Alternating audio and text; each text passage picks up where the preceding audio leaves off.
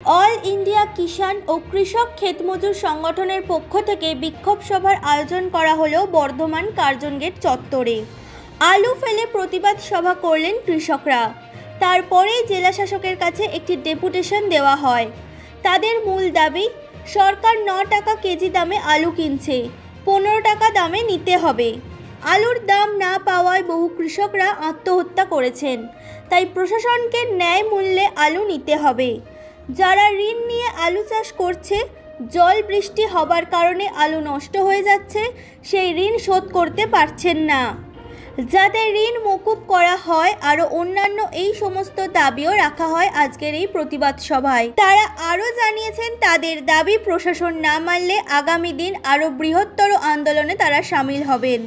পাশাপাশি প্রতিবাদী সভায় যাতে অপ্রীতিকর ঘটনা না ঘটে, তার জন্য পুলিশের ছিল কড়া নিরাপত্তা ব্যবস্থা।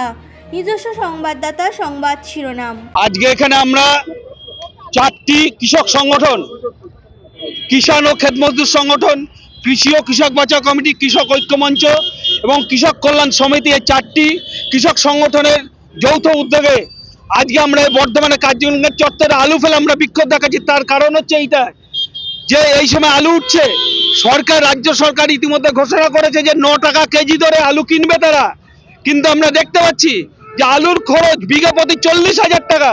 সেখানে 9 টাকা কেজি ধরে আলু কিনলে বাস্তবে চাষিরা লোকসানের মুখে পড়বে। তাই আমাদের দাবি হচ্ছে অবিলম্বে সরকারকে 15 টাকা কেজি ধরে আলু কেনবার কথা ঘোষণা করতে হবে। যদি কেনে তাহলে কিন্তু চাষিরা লাভবান হবে। আমরা অতীতেও দেখতে পেয়েছি বিভিন্ন সময় চাষিরা আত্মহত্যার পথ বেছে নিয়েছে। আমাদের এই জেলাতে বহু আলু চাষি আত্মহত্যা করেছিল এক সময়। কারণ হচ্ছে একটাই, যে তারা চাষে দাম পায়নি, তারা যে বিভিন্ন সময় প্রাকৃতিক বিপর্যয়ে ক্ষতিগ্রস্ত হয়েছে, ফলে নানান সমস্যার সম্মুখীন হয়েছে চাষিরা। ফলে এই অবস্থার পরিপ্রেক্ষিতে আমরা দেখতে পাচ্ছি যে 15 টাকা কেজি ধরে সরকারকে আলু কিনতে হবে। পাশাপাশি আমরা এটাও দেখেছি যে সারে যে ব্যাপক কালোবাজারি চলেছে, বীজে যে কালোবাজারি চলেছিল, ফলে আজকে চাষে বহু পরিমাণ খরচ বেড়ে গেছে। আজকে কৃষি ঋণে জর্জরিত চাষিরা। ফলে এইরকম পরিস্থিতিতে যদি সত্যি চাষিদেরকে বাঁচাতে হয়, তাহলে সরকার স্বামীনাথন কমিশনের যে সুপারিশ, সেই সুপারিশ মেনে 15 টাকা কেজি ধরে সরকার আলুর দাম নির্ধারণ করুক এবং চাষিদের কাছ থেকে সরাসরি কিনুক। এটা হচ্ছে আমাদের দাবি।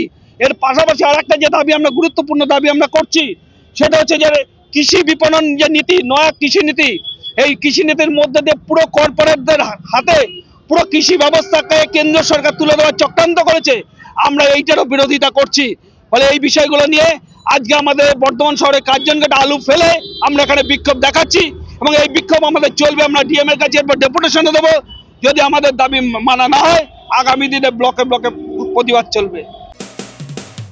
মানুষের পাশে, মানুষের সাথে আমরা আছি এই বাংলাতে। আপনারা দেখছেন সংবাদ শিরোনাম। দেখলেন তো অনেক কিছু, এবার দেখুন নতুন কিছু।